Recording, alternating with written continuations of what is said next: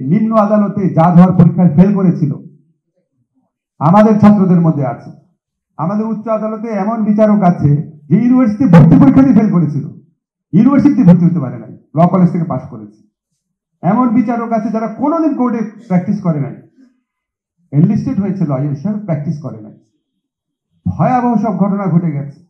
এবং আমি আমাদের যখন আইন সমিতির প্রোগ্রাম হতো, আমি আমার ছাত্র জীবনে যে সমস্ত ছাত্রকে সবচেয়ে ফাঁকিবাজ, সবচেয়ে নিম্ন মরালিটি, সবচেয়ে অমনোযোগী, সবচেয়ে পলিটিক্যালি বায়াস যাদেরকে দেখতাম, তাদের কাউকে আমি হতবাক হয়ে দেখতাম। তারা বলে, স্যার আমি তো জাজ। আমি খুবই বিস্মিত, তুমি জাজ? বলে, জি স্যার, হাইকোর্টের জাজ। এবং আমি এত অবাক হয়ে তাকাতাম, তারা এই দৃষ্টি সহ্য করতে না পারলে সরে যেত। এই ধরনের নিয়োগ হয়েছে। এই জায়গাটা আমাদেরকে অ্যাড্রেস করতেই হবে, করতেই হবে। আমাদের কনস্টিটিউশনাল স্কিম নিয়ে আজকে শামীম হাসান ভাই যেটা বলেছে, যে আপনার গ যেটা আছে অন্যান্য যোগ্যতা, এর মধ্যে একটু প্রবলেম আছে। এটা কি অন্য প্রফেশনের মানুষকে আনার কথা বলেছে নাকি অ্যাডিশনাল যোগ্যতা কথা বলেছে, এটা সন্দেহ আছে। বাট আমরা যখন সবার নিয়োগ যখন আমাদের ঠিক থাকে, এখানে আপনারা অনেক ধরনের কথা বলেছেন, প্রত্যেকে একটা কথা আমরা অভিন্নভাবে বলেছি যে উচ্চ আদালতে নিয়োগ ভালো হতে হবে।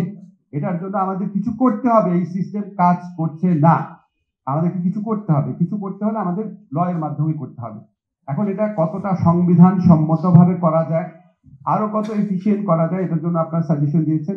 আমাদের মূল লক্ষ্যের প্রশ্নে আপনারা কেউই দ্বিমত পোষণ করি নাই।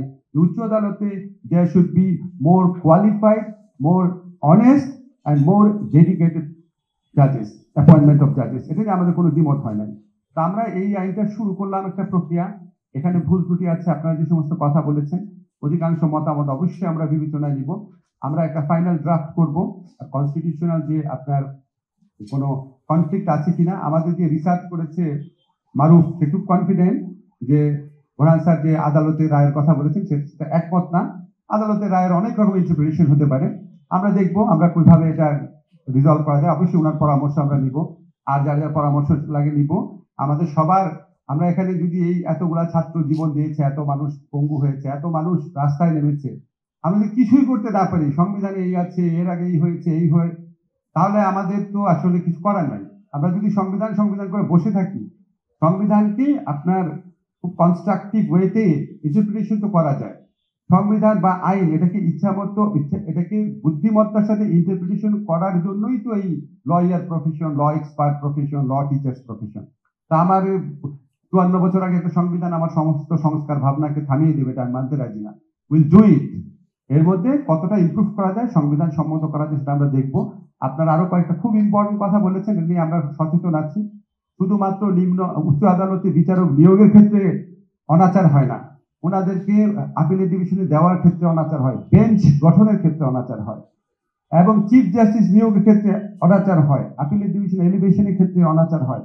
প্রত্যেকটা জিনিস আমরা একে একে অ্যাড্রেস করার চেষ্টা করবো। আমরা খুবই লাকি, আমরা অত্যন্ত রিফর্ম মাইন্ডেড একজন চিফ জাস্টিস পেয়েছি। উনি আমাকে আরো সারাক্ষণ বলতে থাকেন আমাদের করা দরকার। আপনারা সবাই আছেন, ইনশাল্লাহ আমরা অ্যাটলিস্ট ভালো কিছু আইন করে যাই। প্রতিষ্ঠানটা আরো অনেক বড় চ্যালেঞ্জিং জিনিস। ভালো কিছু আইন করে যান, ভালো কিছু অ্যাপয়েন্টমেন্ট দিয়ে যান। আজকে আপনারা অনেকে প্রশ্ন করেছেন প্রথম পর্যায়ের অ্যাপয়েন্টমেন্ট, আপনার সাথে 100% একমত। আমাদেরকে বারবার বলা হচ্ছিল যে হাইকোর্টে যারা এক্সিস্টিং জাজ ছিল তারা প্রচন্ড ভাবে একটা দলের প্রতি অনুগত ছিল, তারা অনেক অনাচার করেছেন, তাদের অনেকে 90% ক্ষেত্রে কমপ্লেন ছিল। বারবার বলা হচ্ছিল কিছু জাজ নিয়োগ করা প্রয়োজন। আমরা আইনের জন্য অপেক্ষা করতে পারছিলাম না, জুডিশিয়াল কু হওয়ার পর্যন্ত আশঙ্কা ছিল, দ্রুত করতে বলা হয়েছে। তো এই জন্য অ্যাপয়েন্টমেন্ট দেওয়া হয়েছে। ভুল থাকতে পারে, বাট আমরা কনসাল্ট করেছি, আমরা চিফ জাস্টিসকে প্রত্যেকটা জিনিস কনসাল্ট করে আমরা সবাই মিলেই করেছি। আমরা ওখানে যারা স্টেক হোল্ডার আছে সবাই মিলেই করেছে। আমাদের অন্তত 3 জন উপদেষ্টা ইনভলভ ছিলেন, অ্যাটর্নি জেনারেল ইনভলভ ছিলেন, আমাদের চিফ জাস্টিসের অফিস ইনভলভ ছিলেন। আমাদের ভুল হতে পারে, কিন্তু আমাদের তখন সময় ছিল না।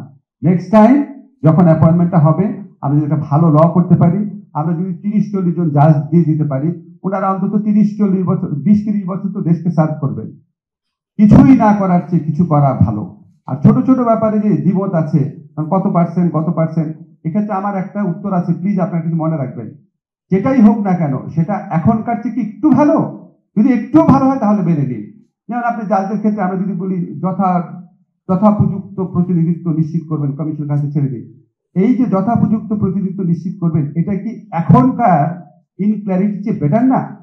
সেটা মনে রাখবেন। অনেক অসন্তোষ থাকবে, আমাদের অনেক অসন্তুষ্টি থাকবে, কিন্তু সবসময় একটা জিনিস মনে রাখবেন, আমি অনুরোধ করব, বর্তমানে যে অবস্থা আছে তার থেকে আমরা একটুও বেটার করতে পেরেছি, সেটা করতে পারলে সেটা আমাদের অর্জন থাকবে।